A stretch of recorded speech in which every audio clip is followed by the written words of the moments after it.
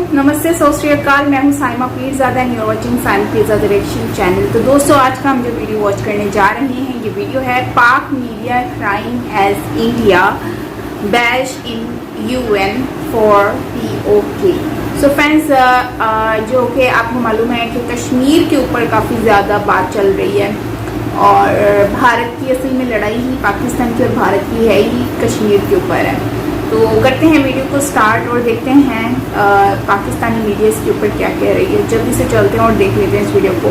Original video का link आपको मिल जाएगा नीचे डिस्क्रिप्शन। इस वक्त की सबसे बड़ी खबर आपको बता दें, यूएन में भारत ने मजबूती के साथ अपना पक्ष रखा है और पाकिस्तान को फटकार लगाई है और साफ तौर पर कहा है कि पीओके में अवैध कब्जा खत्म करे पाकिस्तान। पाकिस्तान अगर थप्पड़ पड़ेगा, भारत का कोई मिनिस्टर किसी भी फोरम पर मोदी सरकार के दिफा में इतना अंधा हो जाएगा कि वो ये नहीं सोचेगा कि वो एक न्यूक्लियर मुल्क के, पाकिस्तान जैसे न्यूक्लियर मुल्क के लिए ऊल फूल बक सकता है, तो ये उसकी गलती। कश्मीरी तो मेरा ख्याल है ना खड़े हैं ना बैठे हैं, वो तो इनकी तरफ देख ही नहीं रहे। और जो कश्मीर हमने रखा हुआ है या हमने जैसे कि भारत के लोग कहते हैं हमने कब्जा कर रखा है, तो वहां के लोग प्रोटेस्ट कर रहे हैं। अब सवाल ये है कि पाकिस्तान एक अरसे से दुनिया को ये बता रहा है कि भारत कश्मीर में रियासती दहशतगर्दी कर रहा है, मगर दुनिया ने कभी भारत का हाथ नहीं रोका। तो 22 अक्टूबर तक पीओजेके, या जिसको ये मकबूजा कश्मीर और मकबूजा गिलगित बल्तिस्तान कहते हैं, मकबूजा जम्मू कश्मीर, उसको खाली कर दें। हम अपने उसी जो कुएं हैं उसके अंदर मेंढक की तरह बैठे हुए और यही फुदक फुदक के सोच रहे हैं कि बस कश्मीर का इशू हम उठा दें, बाकी काम अपने आप हो जाएगा। और उसके बाद हमें जो है वो लोग जाहिर हमारे साथ, जो हमारी पब्लिक है वो हमारे साथ हो जाएगी कि हाँ जी हाँ, कश्मीर के लोगों पे बड़ा जुल्म हो रहा है। जबकि अब हुआ ये है कि कश्मीर के बारे में बहुत सी चीजें लोगों को पता लग गई हैं, उन्हें मालूम है कि 76 years of this country we have fought wars, we remained engaged in wars, we fought proxy wars, we remained proxy for decades. 1948, 65, 71, Cold War, war against terrorism, Kargil, होन पता नहीं कौन कौन सी जंगें लड़ रहे हैं। हम तो वो जंगें भी लड़ रहे हैं जिनका पता ही नहीं चल रहा कि हम लड़ भी रहे हैं। इतनी तो जंगें हमने लड़ दी और हम हमेशा जो है नाजुक दौर में रहते हैं। जय हिंद दोस्तों, वैसे तो आप लोगों को पता है कि भिखारिस्तान पाकिस्तान की तरह भारत चारों तरफ जाके कश्मीर नहीं करता है, लेकिन आज यूएन में ऐसी धोई है भारत की जो स्पोक्स पर्सन है रिस्पेक्टेड, उन्होंने ऐसा धोया है पाकिस्तान को और उनकी औकात दिखा दी कि बेटा तुम कश्मीर भूल जाओ, पीओजेके और पीओके भूल जाओ, पहले अपने मेन सिटीज में देख लो माइनॉरिटी के साथ तुम क्या कर रहे। और अगर इज्जत बचाना है अपनी और सेफ रहना है पाकिस्तान को, तो शांति से पीओजे को और पीओके को छोड़ के निकल लो। ये कहना है भारतीय स्पोक्स पर्सन का यूएन में। दोस्तों, इसको सुनते ही पूरी पाकिस्तान मीडिया तिलमिला उठी, क्योंकि जो पाकिस्तानी होते हैं उनको तो आप लोगों को पता है, एक ही राग लाते हैं कश्मीर कश्मीर कश्मीर, बस कोई सुनता है नहीं, कान में रुई डाल के सारे बंदे बैठे रहते हैं। लेकिन भारत की बात तो सुनी जाती है, भारत की बात को तवज्जो दी जाती है। और जैसे ही भारत के इस बात को तवज्जो मिली कश्मीर वाले की, पाकिस्तान कश्मीर छोड़ के भागे। पाकिस्तान की जो स्पोक्स पर्सन है वो एक ही धमकी दे सकती है, एटॉमिक पावर है जी, हम एटॉमिक पावर है, एटॉमिक पावर है, एटॉमिक पावर है। भारत ने कैसे धमकी दे दी, हम तो एटॉमिक पावर है। मतलब हंसी आएगी आप लोगों को। वो जो आगे महिला साहब है उन्होंने कहा, लेकिन आपको नहीं लगता कि ये जो दौर है, ये कहते हैं ना चढ़ते सूरज को सलाम, जो मजबूत मैशियत के हामिल मुल्क हैं दुनिया उसी के साथ चलती है। तो भारत की नो डाउट एक बड़ी मंडी है, जिस तरह आप भी अभी बता रही थी, अमेरिका के भी मुआहदे हैं, दूसरे मगरबी ममालिक के भी मुआहदे हैं, यूरोप के भी मुआहदे हैं। तो क्या दुनिया ये अफोर्ड कर पाएगी भारत के साथ पाबंदियों को? सही, आज निगरान वज़ीर आज़म अनवारुल हक काकड़ साहब ने भी अक़वाम मुत्तहिदा की जनरल असम्बली से खिताब करते हुए पाकिस्तान में जो दहशतगर्दी की कार्रवाइयाँ हो रही हैं उस पर भी दुनिया की तवज्जो दिलाई कि पाकिस्तान में जो हमले हो रहे हैं अफ़गानिस्तान से, इसमें टीटीपी मुलविस है, इसमें दाइश मुलविस है। ऐसे फोरम पे आवाज़ उठाना, दुनिया तो ख़ुद अफ़गानिस्तान को, वहाँ की हुकूमत को, तालिबान को रिकग्नाइज़ करने को तैयार नहीं है। तो क्या इससे फ़र्क पड़ेगा जो प्राइम मिनिस्टर वहाँ बात? देखिए बहुत फ़र्क पड़ेगा, क्योंकि ज़ाहिर है जब आप 20 साल अमेरिका, नेटो, तमाम ममालिक जो हैं इस खत्ते में आके एक बैनुल-अक़वामी जंग लड़ते रहे हैं दहशतगर्दी के ख़िलाफ़, तो कुछ तो जिम्मेदारी उनके पास है कि उस खित्ते को जो है इतना इस तरह ना छोड़ के जाएं। और ये एक बुनियादी शर्त थी इस खित्ते की भी, तमाम इलाकाई ताकतों की भी, और फिर जो अफ़गान तालिबान हैं उनके अंदर भी, उनके साथ भी जो शर्त रखी गई थी वो यही थी कि अफ़गान सरजमीन आइंदा मुस्तक़बिल में ना तो बैनुल-अक़वामी दहशतगर्दी का सबब बनेगी और ना ही इलाकाई दहशतगर्दी का सबब बनेगी।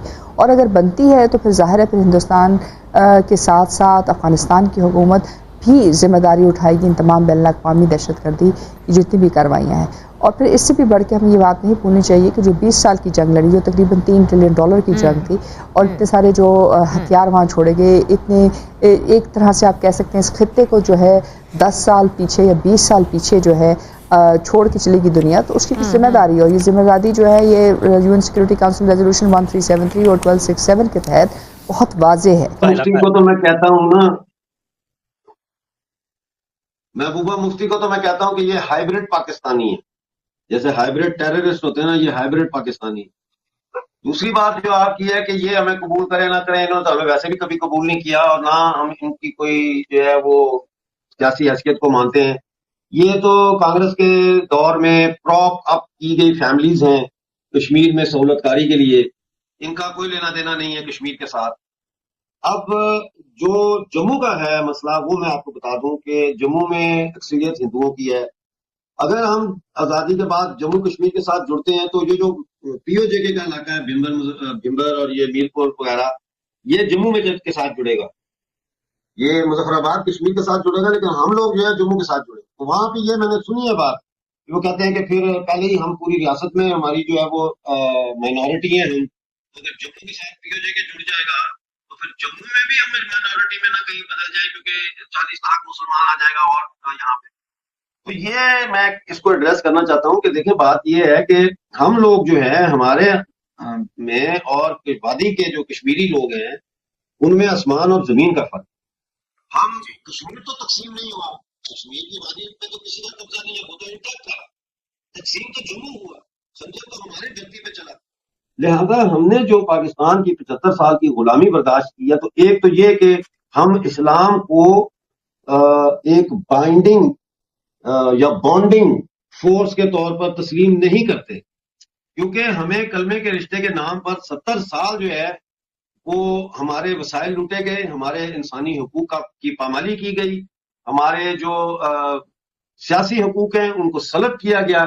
लिहाजा हमें मारने वाला, हमारे ऊपर जुल्म करने वाला, पहली बात तो यह कि हिंदू नहीं है, वो मुसलमान ही है। दूसरी बात यह है कि जब से बांग्लादेश बना है, पाकिस्तान की जो महकूम कौमें हैं उनमें यह हौसला पैदा हुआ उसके बाद कि आज़ादी पाकिस्तान से मुमकिन है, और पाकिस्तान से आज़ादी मांगने वाले बुनियादी तौर पर मोहम्मद अली जिन्ना के दो कौमी नजरिया या टू नेशन थ्योरी जो है उससे वो बागी हैं, उसको वो मानते नहीं हैं। लिहाजा बुनियादी तौर पर यह सेकुलर है। TTP को छोड़ दे, बलोच जितनी भी जंग इस वक्त जंग लड़ रहे हैं वो सब सेकुलर तंजीमें, लिबरल प्रोग्रेसिव पढ़े लिखे लोग वो तंजीमें चला रहे हैं। Likewise in Pakistani occupied Jammu Kashmir most of the movements, even के जो खुद मुख्तारी और आजादी की बात करते हैं, वो सेकुलर और पढ़े लिखे हैं। ये जो मुजाहिदीन की शक्ल में, हिज़्ब की शक्ल में, लश्कर वगैरह की शक्ल में जो आप देखते हैं, ये प्रॉक्सीज हैं, ये ग्राउंड रियलिटी को रिप्रेजेंट नहीं करती। ग्राउंड रियलिटी को रिप्रेजेंट करता है वो एक्सपीरियंस जिससे हम गुजरे हैं और जो जिससे गुजर के जो हम बने हैं।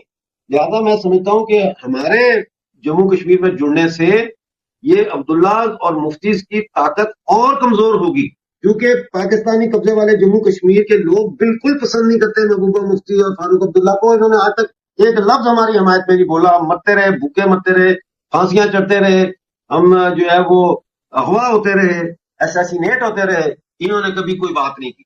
लिहाजा ये जम्मू से तो ये कभी भी इलेक्शन नहीं जीत सकते हम, अगर हम आ जाएं तो साथ जम्मू के, क्योंकि हिंदू का वोट, सिख का वोट और POJK के मुसलमानों का वोट एक ही जगह पे जाएगा, और वो उस जगह पे नहीं जाएगा जो मुनाफिकीन है या जो इस तरह के लोग हैं जिस तरह के महबूबा मुफ्ती हैं। तो हम किसी भी हाल में हमारा जो भारत से मर्ज मिलना चाहिए।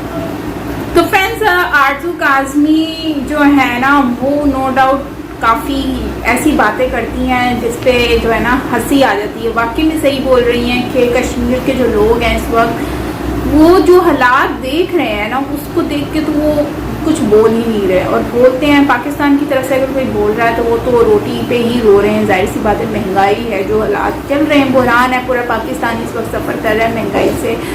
तो वहीं पर ही अगर हम देख रहे हैं कि एक बॉर्डर है, उसके पार आपको जो है वो रोटी इतनी सस्ती मिलती है, और यहीं पर ही इस पार जो है वो आपको इतनी 25 रुपये की एक रोटी मिल रही है। तो जाहिर सी बात है, पब्लिक जो है ना वो बहुत ज़्यादा फिर वो सोचते हैं। तो अब देखिए यहाँ पे बात आ रही है ना कि ये बात सही कही है कि देखें पाकिस्तान में अभी जो हालात चल रहे हैं तो महंगाई तो नो डाउट बहुत ज़्यादा है, और हमारे यहाँ पर जो माइनॉरिटीज़ हैं उनके राइट्स की अगर हम बात करें तो उनके राइट्स के लिए दानिश कनेरिया के साथ क्या हुआ आप देखें, तो दूसरी हमारी जो विलेज साइड पे लड़कियाँ हैं माइनॉरिटीज़, उनके साथ क्या हो रहा है। तो ये सारी चीज़ों पर फोकस करने की बहुत ज़्यादा ज़रूरत है। अभी कनाडा के साथ इश्यूज चल रहे हैं भारत के, तो उसमें हमारे पाकिस्तान के जो FM हैं वो अपने स्टेटमेंट्स दे रहे हैं, जबकि उनको अपनी हमारे जो यहाँ पे मामला है कि हम उनसे निकल चुके हैं कि हम दूसरी कंट्रियों के बारे में बात कर सकें,